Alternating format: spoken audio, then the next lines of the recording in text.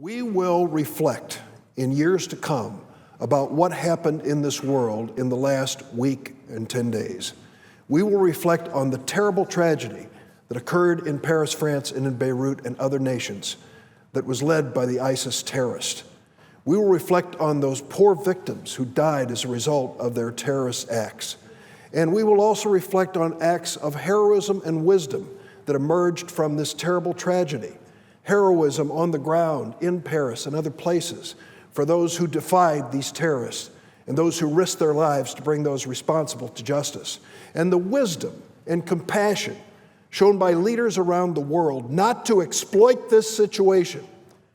When President Hollande of France announced that his country would receive 35,000 refugees after this attack, he made it clear that he would not hold those innocent, helpless refugees accountable for the terrible misdeeds of these terrorists.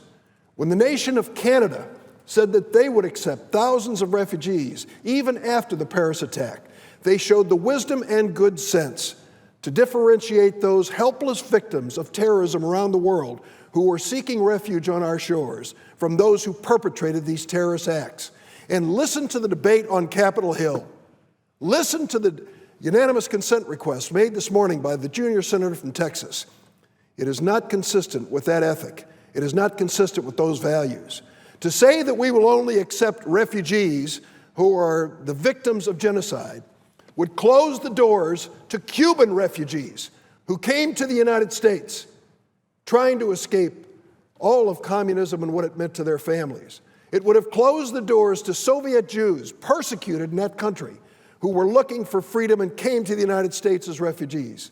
And I can list countless others who were not the victims of genocide, but they were the victims of persecution. They were from war-torn countries. They were the victims, as Senator Leahy has said, of gang rape and terrorism. Listen to what has been said on the other side of the rotunda and in this chamber today. It does not merit the kind of appreciation of American values which we insist on when we make these critical decisions.